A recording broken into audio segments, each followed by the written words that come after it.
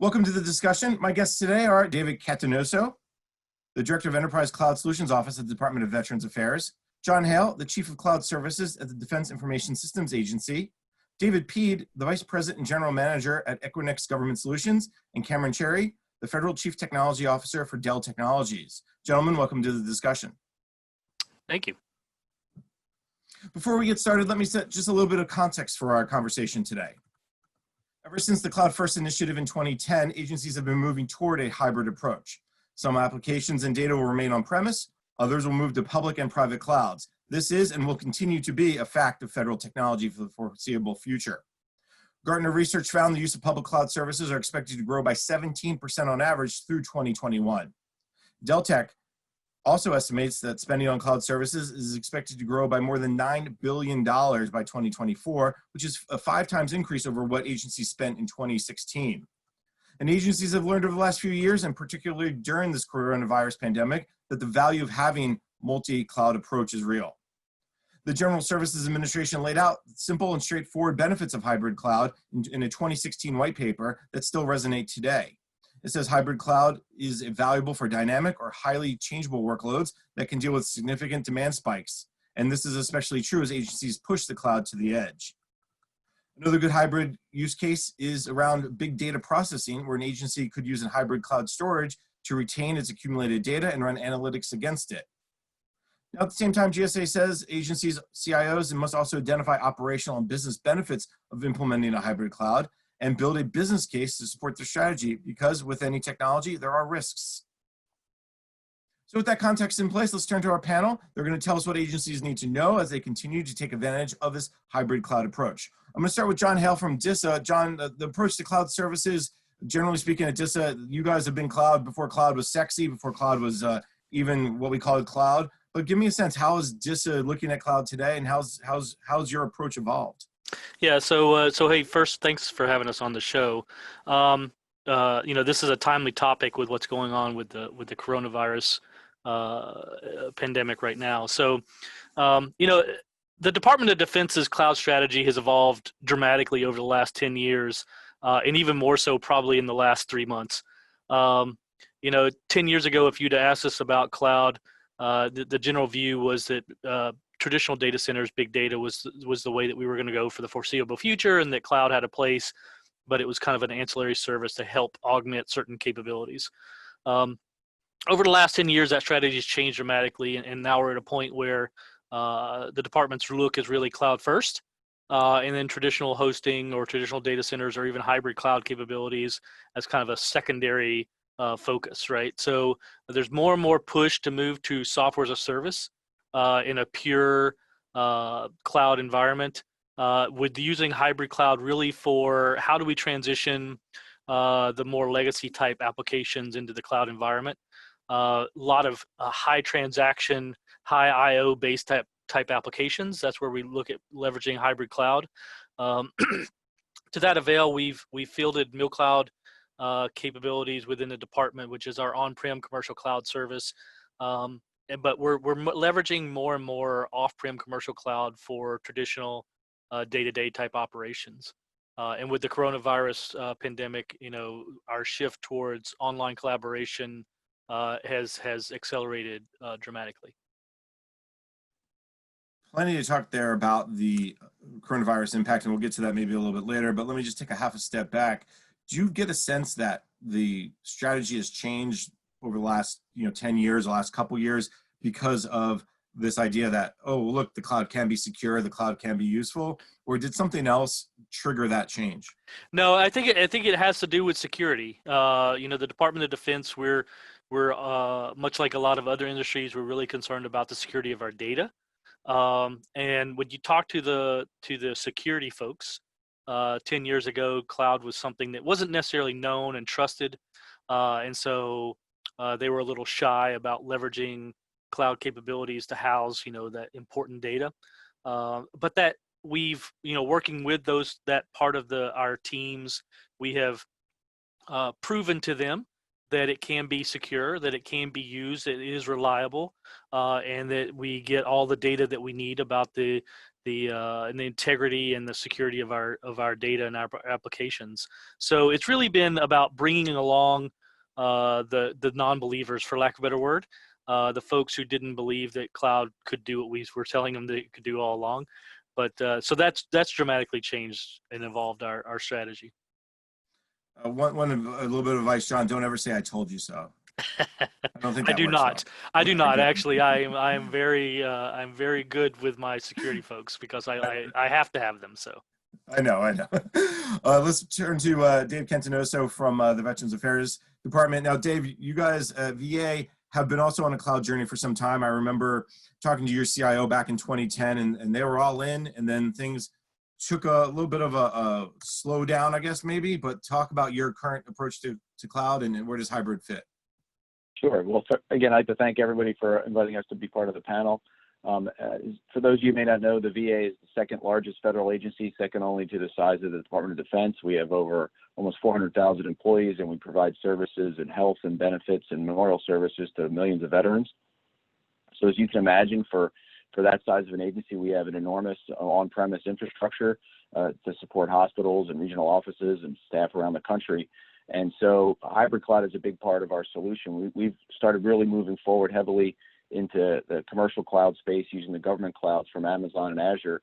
Back in 2018, we established the VA Enterprise Cloud as one of our main solutions for getting applications and data and services to the cloud and make those available. Our main goal really is to provide and expedite innovation to provide better services and customer service to our veterans. That's our primary focus every day. And the cloud is a big part of how we're doing that. So when we've really seen a lot of success in that area.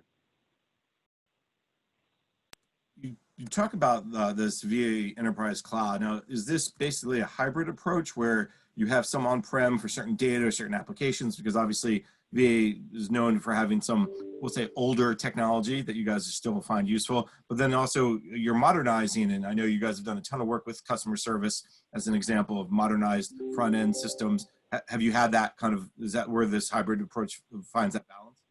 Yeah, we do have a hybrid approach. We've also managed to move many of our older legacy systems into the cloud. So we've got two of our production Vista systems, which is our legacy EHRM system, operating in one of our enterprise cloud environments. And we also have some brand new digital transformation initiatives with the va.gov website, which is all modernized and running out of our enterprise cloud. So we're really attacking it on all fronts to ensure we leverage technology. And like the DoD, we're also putting an emphasis on software as a service as another alternative to getting our applications and modernizing our service delivery to veterans by using that technology as well. It's always a great use case when you can find an agency like VA who says, hey, we had these legacy systems and we just didn't throw our hands up and say they have to stay on the old mainframe or the old servers, client server setup, but actually figure out a way to move them to the cloud, especially when you get things like e-health records that maybe you'll see a spike during parts of the month or just a lot of use at all times. Was that a tough move, or is that something that just was more of a natural, we'll get there because we have to? Well, we knew we had to do it. We haven't moved all of our enterprise health records up into the cloud yet. We've got 2 of the 130 systems, and we're still looking at the strategy to how many additional systems we move. But for the ones that we move, we've seen improved reliability, better performance, and it gives us the scalability to adjust for demand in sort of situations like you can imagine with the coronavirus. We've got a lot of spike in demand, and so that was a help for at least those 2 sites. And we're looking at using the cloud to accelerate delivery of some of our clinical applications with our client patient record system using technologies like AppStream and virtual desktop interfaces to deliver that capability more rapidly to clinicians working from home and expand telehealth. All right, plenty to talk there as well, but let me bring in David Pete from Equinix. David, from your perspective, as you guys are talking with your government customers, what are you seeing around their cloud strategies, and where does hybrid cloud fit in? Well, first, thanks for having us on the show. Very much appreciate it. You know, for me, it's an easy. You know, it's great being between the customers and with a great partner like Dell. You know, it's about the platform. I mean, you know, we're seeing a hybrid approach, and where the agencies are looking at what applications and workloads needs to be that they want in the cloud, and which ones they want to keep for themselves, if you will. And what we look at is we provide the platform for them to do that. We have over 217 data centers globally, so we give both the cloud providers and the agencies a lot of flexibility. We have almost 3,000 cloud providers in our data centers. So if you're looking to interconnect with any of those to help solve your applications, we're looking we're the platform to go to. It's interesting when you talk about the apps and workloads, and I know we'll probably get to this a little bit later, but that's the big kind of push. Can this app, does it make sense to move it to the cloud? We know earlier on in 2010, 2011 timeframe, a lot of agencies pushed everything to the cloud and then realized, uh-oh, that could be really costly. Is that kind of the conversation where you start, whether it remains on-prem or goes to the cloud, and that's why it's the hybrid approach because of those decisions? Well, quite honestly, we're actually just pushing the envelope on the network edge and where you do the data analytics, and we will look for the really smart folks like Cameron and our partner, great partner in Dell that they are, to really do that level of analytics. And not, we're not so much looking at which application goes where. We're providing the platform for great partners like Dell, and having the folks there and folks like Cameron in his role help the agencies kind of figure out which applications go where. For us, it's just all about the platform. Right, but it's that platform piece that agencies are kind of understanding more and more, I think, what makes sense and where it goes and why, and how that platform matters versus just push it all out there. I think maybe that's the point I was trying to get to. Yeah, and actually, so for us, I think we're still being confused with the minivan or the credit company that a lot of folks don't know Equinix. So for us, it's all about having the agencies truly understand what we do. Some of the folks in the Department of Defense, we've been working with for a long time. So I kind of like to say where government knows us, they know us really well, and where they don't really know us well at all. And so I don't know that they know a lot about Network Edge and what we're doing there and how we're pushing, the envelope, at our data centers, again, almost 220 globally, for what they do. So for us, it's more of an education for the government side, so they understand better what we do, working with great partners like Dell to really go after the solutions that they're needing, for their network architecture. All right, let's bring in Cameron Cherry from Dell. And Cameron, you can talk to us maybe a little bit about the conversations you're having with your government clients and the people you're working with around this approach to hybrid and cloud services. Absolutely. And Jason, it's such a pleasure to share the airwaves with you once again, my friend. I've got a lot to live up to what David said, but let me start with just a first baseline. So we've talked a lot about cloud as a technology, as a destination, but let's bring one thing very clearly into focus here. John and Dave have some of the most difficult jobs on the planet. They are underpinning some of the most vital missions that this country has, and these men are extraordinary, because when you think of creating comms for the backbone of a mission, right? No comms, no mission. If I don't have basic command and control, right, there's no mission, and we've got warfighters at the tip of the spear that are at risk. So John's job is just extraordinarily important on that. When I think of Dave's role, what greater honor than to support our veterans, right? These are men and women who've given their life to service. So we have to understand that our platforms and our technologies are underpinning two of the most important missions on the planet. That said, when we start talking about hybrid and we start talking about where to put workloads and all these other different complexities that the modern world of clouds kind of brought to us, we boil it down into a couple of very simple, straightforward strategies that you can kind of live by in any situation. The first thing is we call it the 3 laws of cloud, and it's really very, very simple. And you touched on this very astutely earlier. The first law is the law of economics, right? You gotta profile your workloads, and you have to look at the economics of the workload. Not everything is a good candidate to move viably to the cloud. There are supplemental costs when you think of legacy applications, and I like to keep it as straightforward as I can, Jason. Legacy applications are like trees. They grow roots, right? So if I have a common database and I've got a common application, what happens over time in these complex enterprises is more and more people begin to create interfaces to those databases, because technology is supposed to reflect the workflow of the mission or business process, not create silos of excellence. So the laws of economics become very, very important. The second law we talk about, which is the law of the land. This is all about compliance, and this is all about making sure what John and Dave described is getting highly secure workloads and making sure that we can leverage the great security profile that this hybrid cloud environment can provide us. So when you think of with the laws of the land, this is the statutory requirements and some of the other legislative requirements that we have to contend with, that most people, I think, undervalue that the government has to work in this type of environment.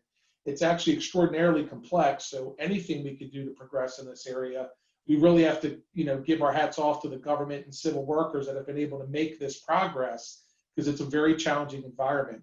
And last but not least, Jason, and this is the one that's the most important, is the laws of physics. And John alluded to this a little bit, and so did David. At the end of the day, there's laws of physics, right? Networks have latency.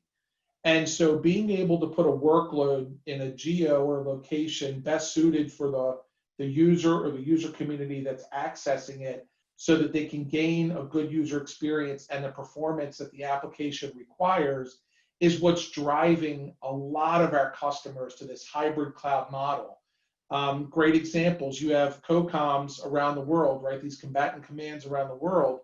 They're very reluctant to connect to continental United States resources because of the latency on the network. It's very challenging.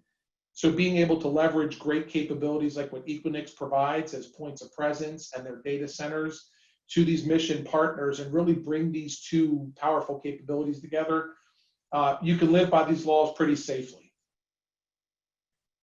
All right, there's so much to follow up with you on that, but we're going to take a quick break instead, because I love the 3 laws, and I probably will steal them later on, giving you plenty of credit, Cameron. But let's take a quick break. You're listening to the panel discussion, Hybrid Strategies for Today's New Normal, sponsored by Equinix Government Solutions on Federal News Network.